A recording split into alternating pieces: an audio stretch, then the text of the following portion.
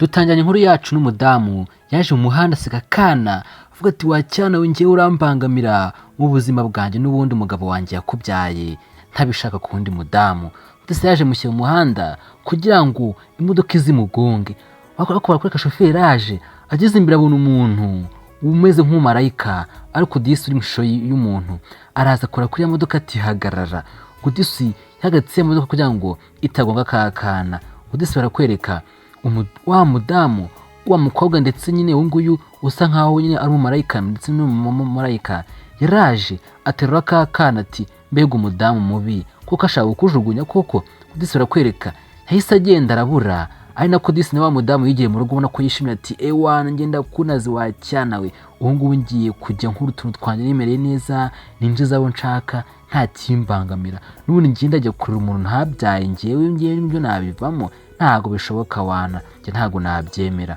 Disi barakwereka yarari aho ngaho bakiri aho ngaho ariko n'uwa mumarayika nawe yaraje gake gake aza muri rwa rugo. Barakwereka yaraje muri rwa rugo abona ko nyine byamubabaje ati koko umwana nk'uyu nguyu niho bamusiga. Disi umumarayika nyine we yaraza ahantu uyu mudamu atuye. Yaje Disi abwira kana ati hangane uraza kumera neza. Disi umugore nawe muri saro aho ngaho nyine kwicinagura avuga ati ewa ndakunaze. Arakwereka umumarayika yahise akomanga ati mukingure mwankinguriye. Disi umudamu arikanze ati tukingure se urinde ku mutima tundi umuntu uza nk'aya masaha ninde. Undi ati nta kibazo ko wankinguriye. Disi barakwereka umumarayika yabatinze kumukingurira arangije asiga umwana aho ngaho. Disi umudamu nawe yari aho ngaho avuga ati sundi nkawe urinde kuko sinze kugukingurira cyangwa mbyihorere. Disi ariko yavuze ati oke reka nze hari ikibazo se. Yaraje kumbi bakiri aho ngaho naho umugabo we nawe saza arakingura arinjira kumbi cyatazi umwana aracyari ku muryango ndetse na wa mudamu ntabwo aza kumufata. Umumarayika nawe yagera amusiga agenda nyine aragenda amusiga aho ngaho ku rugi. Disi arakwereka umugabo yahatanze umugore kuhagera. Disi umugabo yarabaye avuga ati se uruhinja se ku mana yanjye umwana wanjye karangaha byagenze bite. Bakiri aho ngaho ariko umudamu se aravuga ati atafata wa mwana ati urundi rwo yagiye ryari kure namubuze. Kumba ariko na mumarayika ntago yagiye kure yihisha aho ngaho agira ngo arebe ibintu uyu mudamu ari gukora. Cyo twabonye cyo uyu mudamu nyine ntagakunda uyu mwana. Uyu mudamu asigaye yivugisha ati hundi ururwana ubundi ngiwe ubundi nzarwice kugira ngo nzarwice. Disi akwereka wa mumarayika nyine wari mu ishusho ry'umuntu yaravuze ati koko mana yanjye abandi babuze abana uyu nawe ashaka kumutakaza ashaka kumwica. Abandi barasaba kubona abana abandi bari kubica kuko tuzakora iki. Disi barakwereka umudamu yaza nyine ariko kuvuga ati ubundi iki cyana nge nzajya ukorera iki. Umugabo Disi ko yari yarangaye yibereye muri telefoni. Disi bari kwivugisha ati ubundi iki cyana mana yanjye cyana kuko nzagikorera iki. Ndagusaba kuri subscribe nturayikora kana yikoze ndagushimiye Imana iguha umugisha. Barakwereka umudamu yaraje atizana ka kantu baheramo abana ibyo kunywa. Disi yaraje afata ka kantu nyine kuko muri kakabona ka bibero aragafata anako na mumarayika nawe ari kumureba hirya ako ntago abazi yuko ahari. Disi arakwereka umudamu yashatse kukuraga wa mwana kugira ngo abimuhere mu byo kunywa. Yaje nazana uburozi araza ashyiramo udutonyanga nkatungaye aho ngaho kugira ngo basi agende nyine aho umugabo umwana narangiza noneho umwana be yapfa. Kumbe cyatazi umumarayika byose arimo arabireba. Ndebera Disi ikintu cyose wakora kirimo umugisha w'Imana ntabwo byakunda ko ugihungabanya. Disi barakwereka yacugushije ati noneho ugomba gupfa ibyo wigira byose uyu munsi urapfa. Disi barakwereka umumarayika byaramutangaje bati mbega umudamu w'umugome ubu nkawe koko buzakugenze gute. Abantu barasaba abana abandi barimo barabica kuko ntabwo uzi agaciro k'abana. Ndagusanga inkuru ikuremo isomo kandi zo kutubwira mu bitekerezo byawe aho hasi muri komenti. Barakwereka ko umumarayika yese aza yirukanka afata bya bintu yari amaze kuroga ahita abimena hasi abimena hariya muri lavabo arabimena kugira ngo wa mudamu naza kuza azi kugira ngo nibyo birimo. Kumbe yaje nyine ahita ahinduranya ibyo kunywa yari yateguriye wa mwana asukamo ibindi nyine bizima. Wa mumarayika nibyo ari kukwereka yaraje ni umumarayika Disi Imana yohereje nyine aza akorera mu muntu kudisura kwereka yaje ahindanya vuba atagenda yirukanka kugira ngo wa mudamu atamubona. Kudisura kwereka wa mudamu nawe yaragiye kubika ka gacupa, yaraje ahindukira wa mumurika nawe yasigaye aho ngaho. Umudamu araza atagafata nyine nta no kureba ati ngo byagenze bite. Akimara kugafata ati ewana weho no munsi urambona. Kudisura kwereka umudamu se agenda yihuta ati ewana reka nzi noneho no munsi ndakwica uno munsi urapfa. Ndebera nawe akanadisi kana keza umugabo ngabara akabyaye ahandi ariko n'umugore aba ari mukase ntaga bagashaka. Ndebera nawe barakwereka yahisaza nyine yirukanka ati ewana nese umwana nta kintu abaye, nta kintu yabaye se kundi wese akiri muzima. Umugore atangiye kuvugishwa yabonye disa kana gatangiye no kurira ati ewana. Umudamu ati aha ku mutima ati aworagerega aya marira nyine uri kuririsha woragiye urumva wewe horagiye. Kudisura kwereka umugore ati se ko ndeba utari kurira cyane byagenze bite.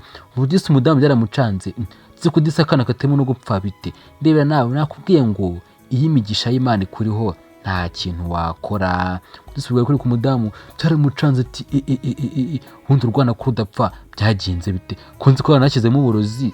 Ese ntabwo ujya upfa wacyanawe. Kudisa niko yatangiye gutekereza ati njye nashyizemo uburozi bwinshi cyane ubundi byagenze bite. Kudisa yabonye ko nyine byanze ati ubundi nkawe kuko uzapfa bigenze bite. Barakwereka umudamu nyine ni umudamu w'umugome yari aho ngaho kwivugisha ati ariko byanga byakunda uzapfa. Umwana we ntacyo umubwiye ntazi n'ibyo arimo kurira ariko Kudisa ukarira nyine nuko batamwitayeho.